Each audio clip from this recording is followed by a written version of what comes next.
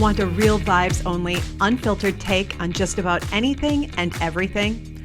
Entrepreneur, best-selling author, speaker, and busy mom, Chelsea Husum shares her unapologetic views about life, business, and this beautifully imperfect hot mess world we face each and every day with lip service and lashes. Now here's your host, Chelsea Husum. Hello, everyone, and welcome to another solo episode of the Lip Service and Lashes podcast with Chelsea Husum. I am so glad you are here. Today, I wanted to talk about being a mama bear. Being an advocate is another kind of way to say it. So I'm going to share my story, and I know this will hit home with a lot of you because a lot of my friends, we have talked about this, and you are dealing with your own version of this with your children. And this is such a tough situation to navigate and to go through. And my heart goes out. So I'm going to share a little of my story. It's definitely been a journey. So I own a construction company, operate this construction company. But I've somehow really didn't mean to. I've kind of stepped into another almost full-time job seemingly over the last year and a half.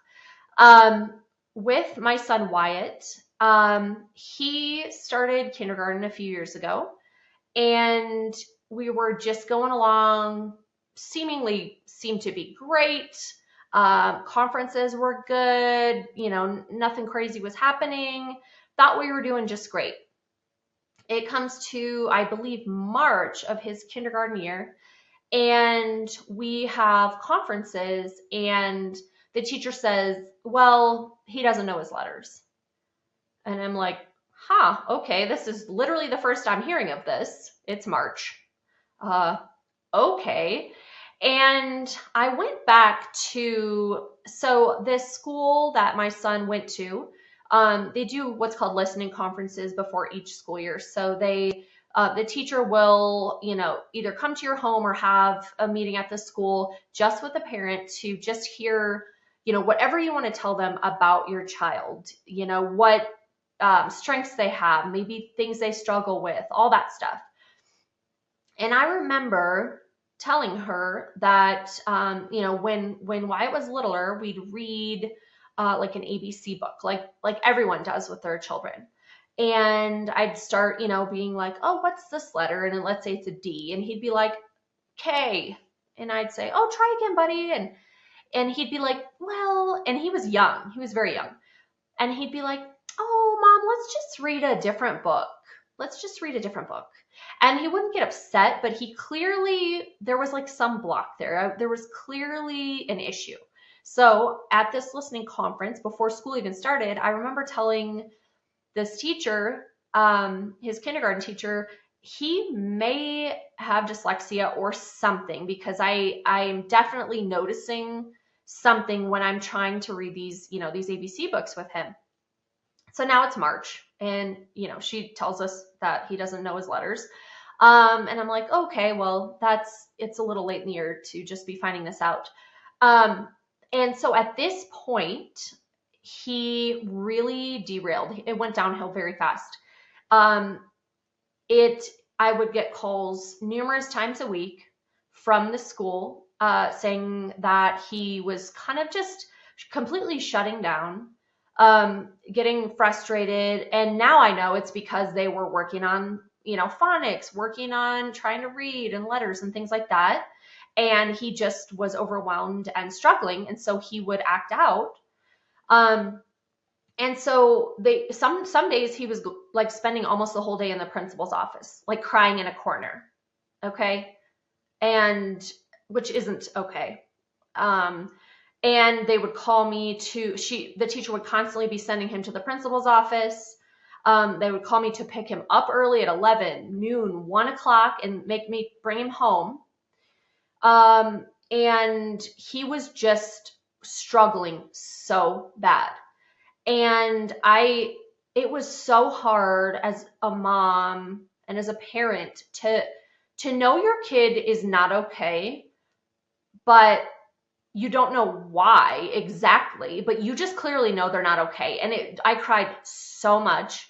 Honestly, you guys, I had like pretty much have developed like PTSD from seeing the school district phone number or the school district name come up on my phone, because I was getting calls almost every single day. Emails all the time from the principal, the vice principal, this, that, the teacher.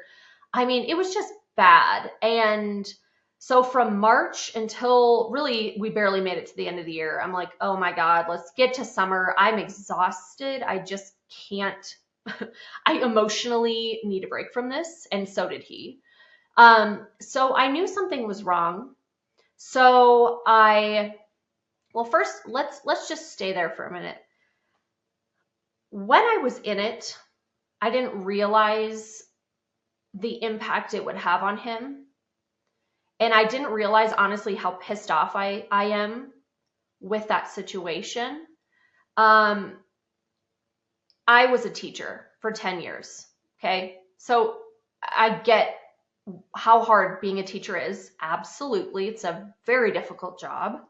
I get how hard they work. But I also get how important it is to create relationships with your students and create a rapport and a positive relationship, and how important it is ultimately that every kid knows that you care about them and that they're safe with you, right? Emotionally, physically safe, right? So looking back now that I've had now a couple years to step back and like digest that situation, I am just really, really unhappy at how that teacher thought that my child was just trying to be a little asshole and just cause trouble, a troublemaker, and be a bad kid, and just send him out of the room over and over and over again, instead of saying, hey, maybe there's a problem here, and maybe I should try to figure out what that is. Because I'm going to say, little baby kids, do not just wake up and go out in the world and say, I'm going to be a jerk today. I'm going to be a horrible child. There aren't bad kids, okay? Down the road, yeah, when they get older, they can get into some bad stuff, right? It changes. But when they are little baby kindergartners, okay, they should be thriving and loving that experience. They shouldn't be sobbing in the corner of the principal's office and can't even speak, and missing class and just being really cast out and and shown that you're actually not one of us. You're different, not taking the time to figure out the root cause of this behavior. None of that happened at all. And so he really was pretty much just thought he was a bad kid. He thought he just was told over and over again that he didn't belong with the rest of the class. He wasn't good enough for that. He just was constantly cast out. So tell me, you can only think of what that does to a little kid's self-esteem and confidence. Okay. So yeah, it's looking back, it pisses me off. It was a horrible situation and it was handled really poorly. Just going to say. That summer after kindergarten, I knew, hey, he needs help. I need to figure out and get him help, even though I don't know what that is. I had talked to a girlfriend. Her child was dyslexic. She passed me on to a testing center. $1,300 later, which I will happily pay again and again, we get a diagnosis that he has significant dyslexia. Okay, guys, this all makes sense, right? No wonder this child had a horrible end of kindergarten year, because he's struggling. He doesn't know why it's so difficult. He doesn't know why he's different than everybody else. Everyone else seems to be getting it, and he's not, right? So then I pushed for him to get tested by the district they said, well, we're not really sure what's going on. Actually, I got him tested by the district first. They said, we're going to put him under an IEP for developmental delay because we know something's going on, but we don't know what. So that actually was first. Then shortly after that, I knew, okay, we're still dealing with something. So that's when I went and got the dyslexia testing. Yes, officially, he is dyslexic. So now it's the start of first grade. I pretty much the first week, go to email the whole team and said, hey, I need an IEP for him, and we need to have a meeting as soon as possible because he needs more support. So have a meeting, make a plan. Really, luckily, his first grade teacher, I had some conversations with her before school started, again at this listening conference, and I told her how horrible the kindergarten year was and how much I cried, how much he cried. It was just really emotionally exhausting in every way. And she said, he's not going to be going to the principal's office this year. I will get to know him. It's just not going to happen. And guess what? It didn't. She managed that classroom. She got to know him. They created like a good relationship where if he needed something, they kind of had a sign that he could talk to her, and she understood. She gave him a little leeway, and he started the slow journey to get back to maybe getting a little confidence and not feeling like an outcast or like a dumb kid, which he's not, but that feeling, he feels different, and he knew he was different and being treated different. Thank God he grew a lot. We still, we're seeing sometimes him shutting down or things like that. But overall, his first grade year was night and day different than kindergarten. Thank God. At this point, still with some of these behavior things, I'm like, I feel, my husband and I are like, we feel like we're missing a tiny piece of the puzzle here. And at this point, this child hates testing of all sorts because he's gone through it so many times, and I get it. He hates it. He tries to move through it fast. He tries to just say he doesn't know when he really knows, just to get over, get it over with. But I kept, he's in first grade. I have him in therapy just for support. I don't even, the therapist is like, he's good. He talks about whatever, gym today or whatever. But it's just, for me, it was one more thing, one more tool I could give him in case he needed it, right? And so during his first grade year, later in the year, I asked for some different testing just to look at everything, any possible thing, right? And again, as the parent, I have learned that I have to be an advocate. I have to do the uncomfortable things. I have to push people to respond and to get things done to help support him, because if I'm not pushing for it, it's not going to happen. And so I'm going into meetings with district, people and things like that. And luckily I had a lot of people at the district really helping me with information, helping me with, do this, bring up this person's name, because they know, what you're talking about if you mention this person's name in your meeting, right? And get different advocates and allies on my side. So I had to, this was like my second job now at this point, which again, I would happily do over and over and over again, because he doesn't know what he needs. He knows something's off, but it's my job to try to give him the support he needs. And he's not thriving right now, right? He wasn't thriving. So that's my job to get him to a point. What does he need to thrive? So at this point, I go, this woman, a psychiatrist, has 2 meetings with him, comes back and says he has significant anxiety due to the dyslexia, which that makes sense. What I think we can all agree. And then she also said that he had ODD, which is oppositional defiance disorder. At the time, I think I was just like, oh, great, finally. And we have like, quote, an answer, because honestly, before this last person and testing, I had taken him to another place or two, and they were like, well, we're not really sure. He seems fine. Maybe it's anxiety, or we're not even sure it's that, So it's like, I'm spending all this money, taking him to all these places, and no one can really tell me like what we're even dealing with.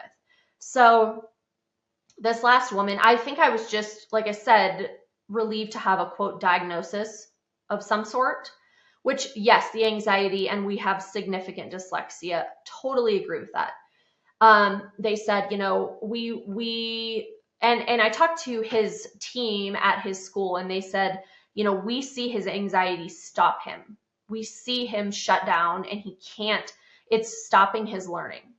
And so, it was suggested, and we researched, and we made the choice as a family to put him on some anxiety medicine for now, not forever, but for now. If we can remove that piece that's holding him back, hopefully it will make him easier to get past that and learn and read. And then once we get past this big hurdle and he's reading, I feel like that anxiety is going to just massively go away. All of these, that's like going to solve the issue, right? It's just going to solve a lot of issues and make him feel like he's thriving and doing so much better. So we made the choice as a family to temporarily put him on this, and he's been doing incredible. She also, though, like I said he has oppositional defiance disorder. At the time, I was like, okay, but this had been mentioned to me, gosh, probably a year or two ago also, and I was like, absolutely not. He doesn't have it. I know what that is. I was a teacher. I even re-researched it and was like, nope. Going down the list of what this looks like. And everybody I've taken him to since literally looks at me like, why did they say that? I don't see that at all in him. Well, I'll talk about his new school in a second, but schools, the psychiatrist that he's on medicine with, he's like, he's doing great, and he absolutely does not have that. So what I've learned is, because this woman saw him twice and saw him shut down the second time I dropped him off, he didn't want me to leave, so he was crying and he hid. Apparently now he has ODD, which I absolutely do not agree with. So I want to tell you, if you're listening, if you're a parent, if you've been going through anything like this, you know what? It's a piece of the puzzle, and it is not set in stone. And you, the parent, know your child more than anybody else. And if you absolutely hear them telling you, oh, they have this, they have that, whatever, take it with a grain of salt, because he really meets none of the criteria. And why this woman diagnosed him with that, I have no clue. And honestly, it's we as the parents, we don't need to tell or send that one document to everyone. It's not anyone's business. We can tell him the other things anyone the other things that are relevant. But we're like, yeah, that's not accurate. That's definitely not our kid. And we're not just being like, oh, that's not my child, I'm like thinking our kid's perfect. We just know him, and that's not a disorder that he has in any way. So at this point, he's in first grade, he's doing better. Still, we're missing a piece. And they're saying, he really needs support, like more support than he can get at this point. So I've talked to the district, I've talked to different schools, trying to figure out where's the best place for him. Where is the best fit? So finally, for this coming fall, for this current school year, we talked to a school that has really, really, really strong reading program, really strong program for dyslexic kids, special needs. They have, in-house psychiatrists, counselors, all these things, just a lot more support. And so we made the choice for second grade to switch his school. And we drive him about a half hour away, 20, 30 minutes away to a different school. And he started second grade there. I'm going to tell you, first of all, I was nervous. I thought he'd be anxious or worried about it or upset, maybe even mad about it. He really stepped into it like a champ and really positive and just, I don't know, he surprised me. I thought it would be a lot worse of a transition, but he is thriving. He's reading. I do his little bit of homework every night, and all it is reading, and he's sounding things out. He's reading, he's growing, he's learning, and he's thriving. He's in a coding and robotics club, which he loves, and he's making friends. He has a little best buddy finally that he never had at his other school. And so all of these things, finally, he's in a good spot and he's growing and thriving and happy. And God, the tears I have cried to get him to this point, my God, the worry, the stress, the anxiety, the just showing up to a meeting downtown Denver and they call and say, you need to pick him up now. It's like, oh my God. And it was a journey to get here, but I knew that I kind of had to pull back with some work stuff for a while because he needed me. He needed me to be close by just in case, and he needed me to fight to get him the testing and the options and the support and the whatever to allow him to function like all these other kids are functioning. To remove some of these hurdles and these obstacles that he's facing and give him a fighting chance. And so, through all the battle, the questions, the tears, oh my gosh, the struggle, finally, I would do it for him over and over and over again.